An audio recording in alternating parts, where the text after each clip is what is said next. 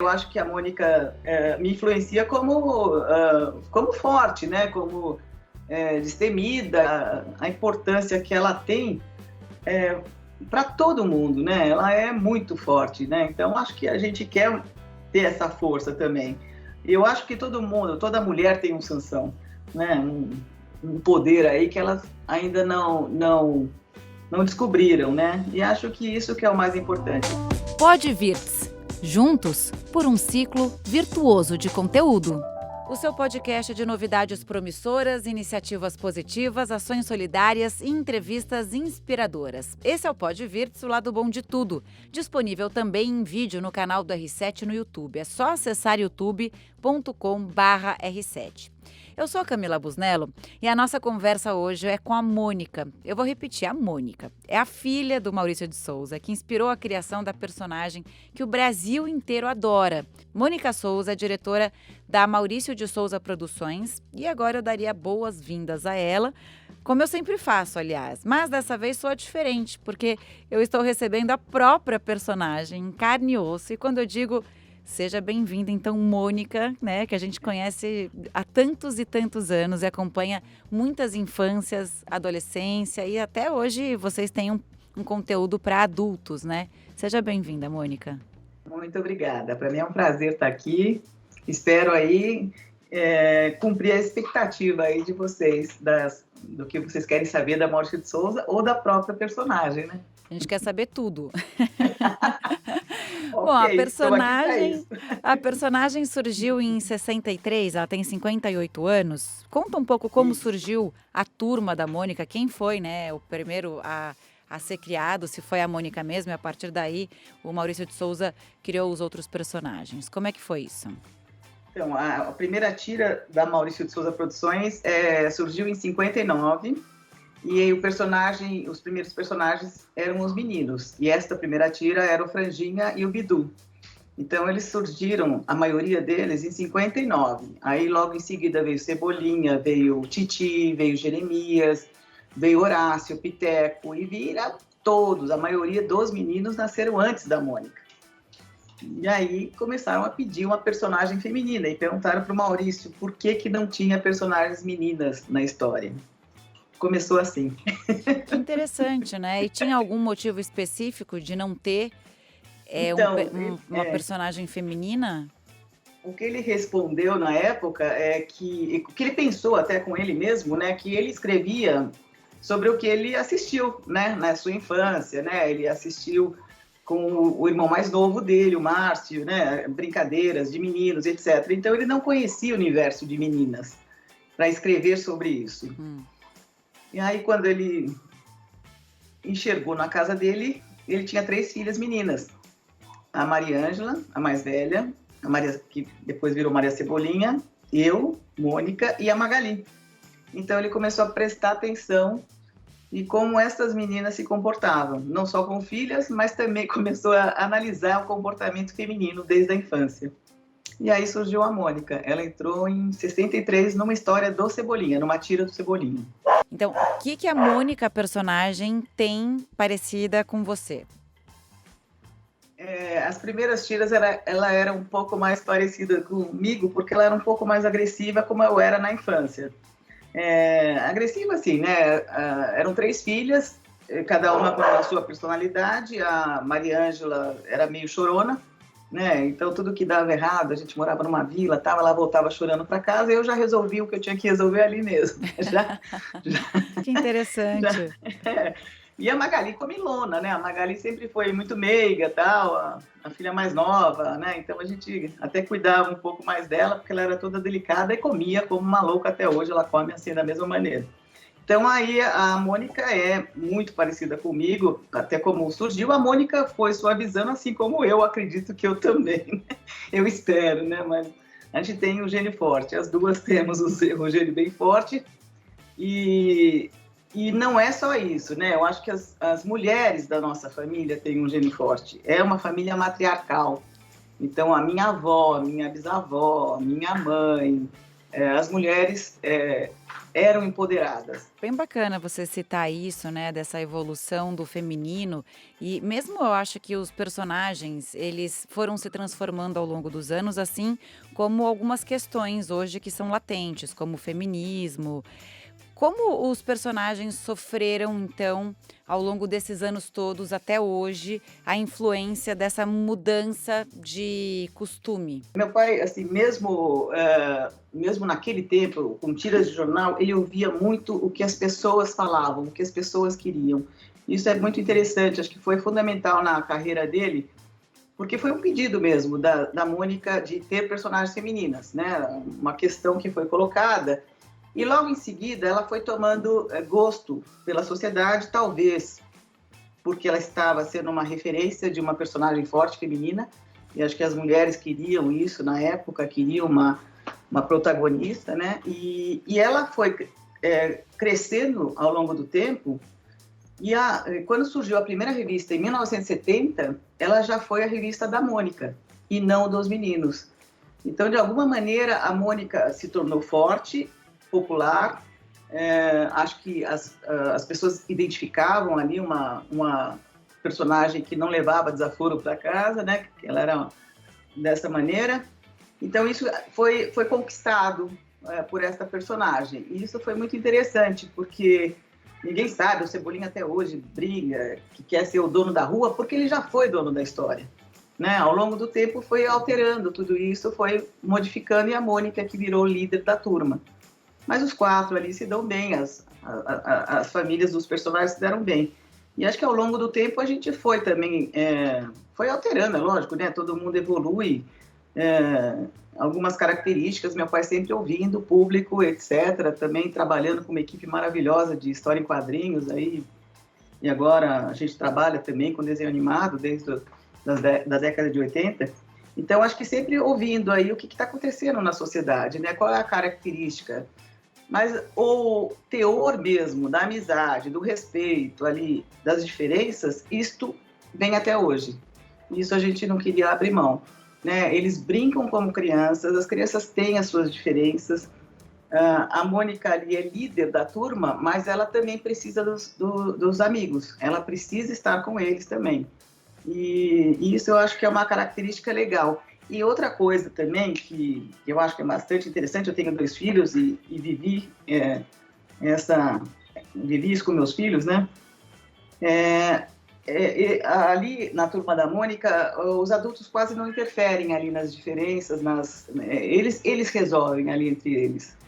Isso seria tão bom, né, se a gente conseguisse fazer isso com os filhos. Eu também tenho filhos, eu até falava para o meu pai, eu não acredito que uma menina fosse igual a Mônica, até ter minha filha, que foi igualzinha. Foi? Ela foi igual. Tal mãe, tal e, assim, filha. Me deu trabalho, porque era brava, brigava com os outros, tal, e eu não, falei, paguei minha língua, né, tô vendo a minha filha fazendo a mesma coisa, e vi também que ela, assim como eu, foi se adaptando à sociedade, foi se adaptando, mesmo com um gênio forte, a viver socialmente, né? Que de vez em quando ela tinha que ceder. E isso acontece com uma relação de criança, isso acontece na relação da turma da Mônica. A Mônica era chamada de baixinha, gorducha, dentuça, que são características hoje que você não costuma ressaltar, porque elas podem ser características físicas negativas. Como Isso também mesmo. a turma da Mônica se adaptou a isso e a própria Mônica se adaptou a isso? A turma da Mônica, mesmo com essas características de falar, assim, de gorducha, baixinha e tal, elas não eram o padrão de beleza, Mônica, Magali, etc., Rosinha, mas elas se achavam e se acham bonitas, interessantes e importantes. Isso é o mais legal, eu acho. É isso que tem que ser preservado. Elas não acham, não têm complexo algum, né? Então, isso que é o mais legal. Isso que a gente quer para a criançada, né? Que isso não afete elas, né? Que não interfira, né? No seu desenvolvimento, no que elas pensam delas mesmas. Isso que é o mais importante para a gente. É mais difícil hoje fazer humor do que Com antigamente? certeza. Por causa dessas restrições mais do que necessárias, como a gente está dizendo aqui? Mas também tem alterações do humor, né? O humor pode ficar de uma outra maneira, mais inteligente, etc. Eu sigo algumas pessoas, assim, a Turma da Mônica, como a gente fala, né, meu pai fala, não é mais dele, é do Brasil. E eu sigo algumas redes sociais que fazem um filtro de histórias antigas e nenhuma delas é politicamente incorreta. E eu sigo essas pessoas e eu vejo assim que tem aí histórias antigas maravilhosas e que pode ser utilizada até hoje. Então a gente tem esse filtro, tem um filtro bem maior, mais rigoroso hoje em dia, sobre tudo isso. E até a gente tem evoluído até com relação aos pais dos personagens. Não é só com os personagens. As mães são aquelas mães dos anos 60. E aí a gente nos deparamos quando a ONU Mulheres veio na empresa fazer uma palestra para todos os roteiristas e falou, pelo amor de Deus, tire os aventais das mães dos personagens. E a gente não estava a gente não estava se dando conta disso, né? As mulheres eram donas de casa, não podiam se divorciar na época. Teve então, os um anos grande 60 avanço nesse ali, sentido. E aí a gente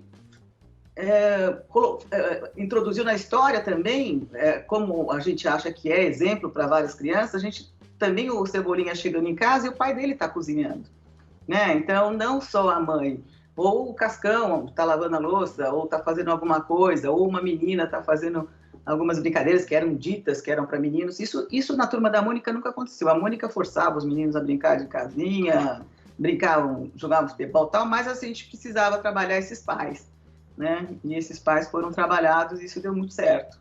Então a gente também cresce e aprende todos os dias, né?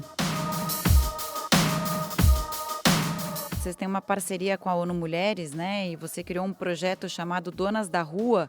Explica melhor o que é esse projeto? Então, a gente começou... eu fui assistir algumas palestras da ONU Mulheres e aí quando eu assisti uma, me impressionou bastante. Que as meninas não se sentiam inferiores aos meninos a partir dos 7 anos de idade. E eu fiquei chocada quando eu ouvi isso.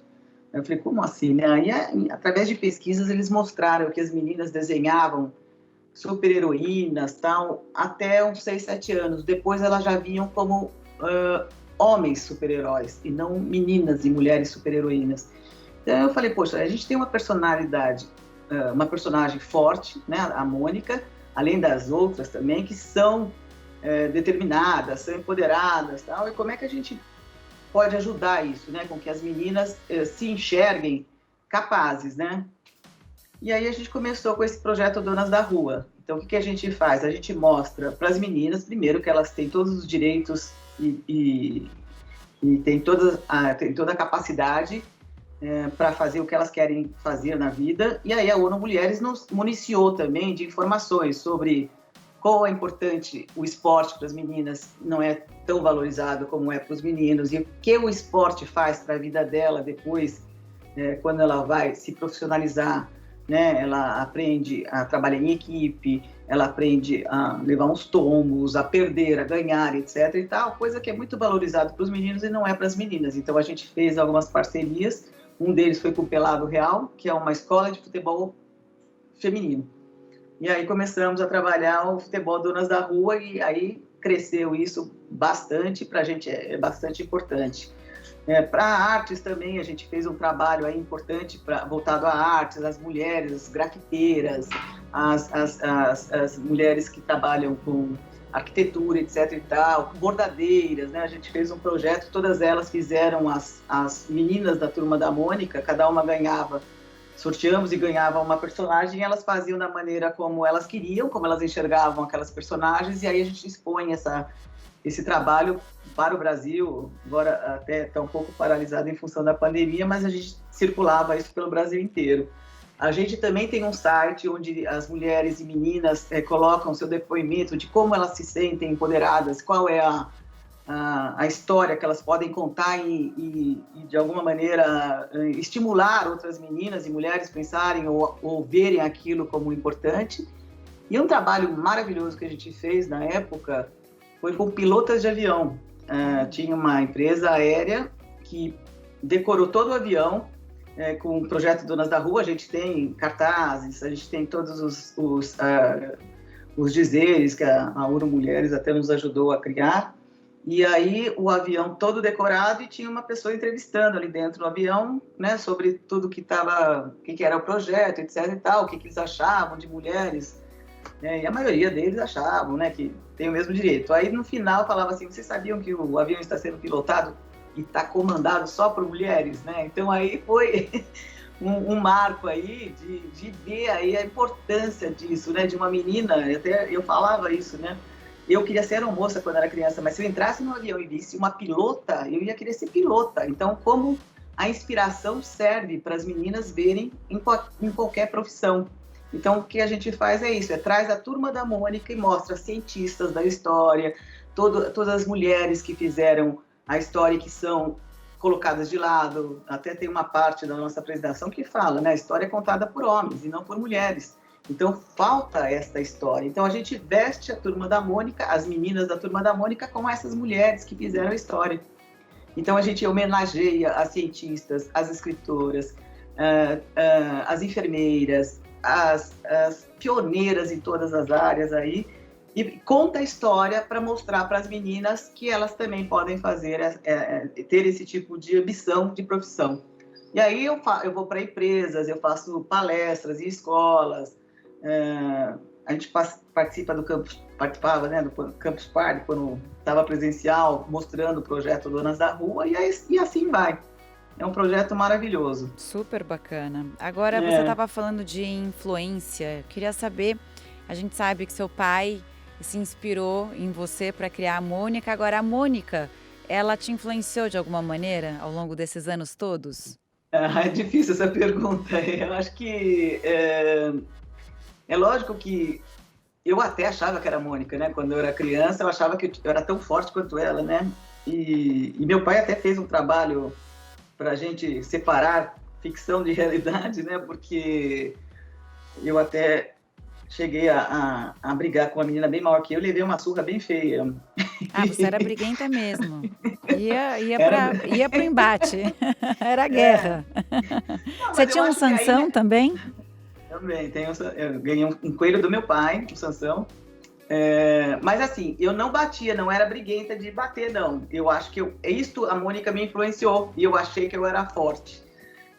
Eu não era. A única coisa que a gente brigava assim era... Não, sou totalmente contra a violência, nunca fui de brigar em escola, nada disso. Mas eu acho que a Mônica me influenciou naquela época, achando que eu era forte igual ela, e fui lá brigar com uma menina bem maior que eu e levei uma surra, né? Aí nunca mais fiz nada disso, tá? Aprendeu a lição. Nessa época, aprendi a lição. Não tem como, essa lição nunca mais eu esqueço. E acho que isso, né? Eu acho que a Mônica me influencia como forte, né? Como destemida e que, de alguma maneira, acho que a importância que ela tem para todo mundo, né? Ela é muito forte, né? Então, acho que a gente quer ter essa força também. Eu acho que toda mulher tem um Sansão, né? Um poder aí que elas ainda não descobriram, né? E acho que isso que é o mais importante. Eu acho que o dia que a mulher perceber a força que ela tem e deixar de lado os adjetivos aí, né? Como eu sempre fui briguenta no sentido de brigar pelo que eu queria. Defender as suas ideias. Meu ponto de vista, brigar até comercialmente, né? De chegar e falar, olha, eu quero um contrato assim, assim, assado, etc e tal. E conseguir aí, porque eu comecei como vendedora, e hoje eu sou diretora executiva, mas acho que foi em função da minha determinação para chegar até aqui.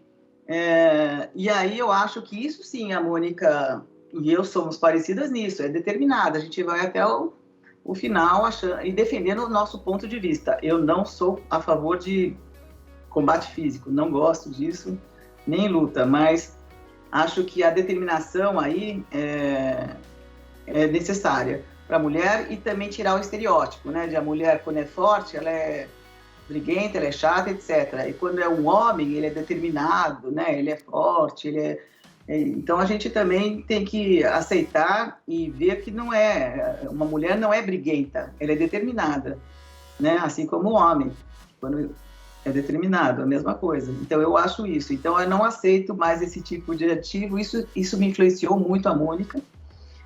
quando falava alguma coisa, né, sobre isso. Eu acho que aprendi com ela que eu não aceito esse tipo de comentário, né? Eu quero comentários positivos, né? Maravilhoso, É, maravilhoso. A gente tem aqui uma tradição de terminar o podcast perguntando o que é o futuro em uma palavra. Para você, se você fosse definir o futuro em uma palavra, qual seria essa palavra? E por quê? hoje, hoje esperança.